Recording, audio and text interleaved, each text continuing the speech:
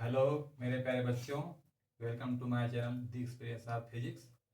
आज हम डिस्कस करेंगे कोई भी वेक्टर हमें दिया गया है, उसका हम divergence, curl and gradient, spherical coordinate and cylindrical coordinate and Cartesian में कैसे लिखेंगे। उसको लिखने में हमें बहुत सारी मिस्टेक होती है, लेकिन हमने एक टेबल बनाया है। उस टेबल को याद करने से, उसमें वैल्यू पुट करने से हमें किसी भी वेक्टर का divergence, curl and gradient spherical coordinate, cylindrical and Cartesian में लिख सकते हैं। चलो देखते हैं कैसे लिखेंगे, कैसे टेबल बनाया है हमने। देखिए यहाँ पे u1 है, u2 है, u3 है और h1, h2, h3, रो1, रो2, रो3 कैप है। यहाँ पे कार्टेशियन में जो u1 की वैल्यू है x है और u2 की वैल्यू y है, z है। वैसे स्फेरिकल में u1, u2, u3 की वैल्यू r थीटा फाई है। एंड सिलिंड्रिकल में जो ये u1, u2, u3 की वैल्यू है रो फाई z है।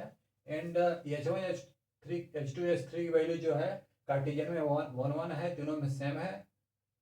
एंड सिलेंड्रिक स्फेरिकल में जो है h1, h2, h3 की value similarly 1 r and r sin theta है। एंड सिलेंड्रिकल में value of h1 and h2, h3 is 1 rho 1 and unit vector in cartesian 1 i cap, j cap, k cap and spherical r theta cap and cylindrical में rho है, phi है, Z है।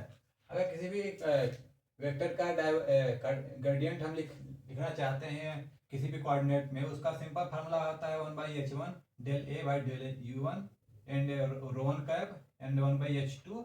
Similarly ऐसे लिख सकते हैं। अगर हम वेक्टर का ग्रेडियंट कार्टेशियन लिखना चाहते हैं तो यहाँ पे h1 की वैल्यू 1 रखेंगे एंड h2 की वैल्यू 1 रखेंगे, h3 की वैल्यू 1 रखेंगे। But u1 and u3 and u2 की वैल्यू जो है उसकी x रखेंगे, y रखेंगे, z रखेंगे।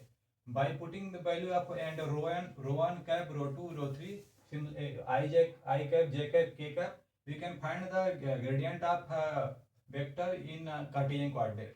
सिमिलरली अगर हम चाहते हैं कि वेक्टर का जो है ग्रेडियंट हमें स्फेरिकल में लिखें, उसके लिए h1 की वैल्यू 1 रखेंगे, h2 की वैल्यू r रखेंगे, h3 value r sin theta and जो u1, u2, 3 की वैल्यू है उसकी वैल्यू रखेंगे r theta and phi. And उसका जो यूनिट वेक्टर है rho one cap and rho two and रो3, उसका रखेंगे rho r cap, theta cap, phi cap. And similarly for cylindrical में उसके u1 के स्थान पर rho, phi and Z. And जो ये h1, h2, 3 की वैल्यू है उसका हम रखेंगे सिलेंड्रिकल में 1 रो 1 से respectively. Bye putting the value you can find the gradient of vector in spherical, Cartesian and cylindrical coordinate. अगर हम चाहते हैं कि वेक्टर का हम डाइवर्जेंस से सभी कोऑर्डिनेट में लिखें, उसके लिए उसका फार्मूला यह होता है 1/h1, h2, h3 del by del u1 a1 h2 h3 into रो1 कैप। ऐसे हम वैल्यू पुट करेंगे। किसी भी कोऑर्डिनेट में हमें डाइवर्जेंस निकालना है वेक्टर का स्फेरिकल, सिलेंड्रिकल एंड कार्टेशियन में, उसके लिए हम उसके corresponding h1, h2, h3, u1, u2, 3 value put करके एंड रो1, रो3 की उसका हम डाइवर्जेंस निकाल सकते हैं।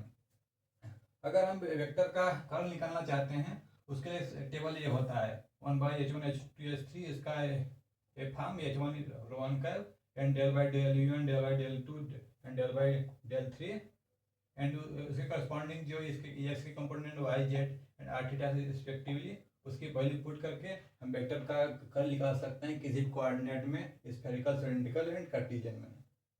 So thanks for watching. You can put the value, you can find the curl and divergence and gradient in any form of coordinate, cartesian, spherical and cylindrical.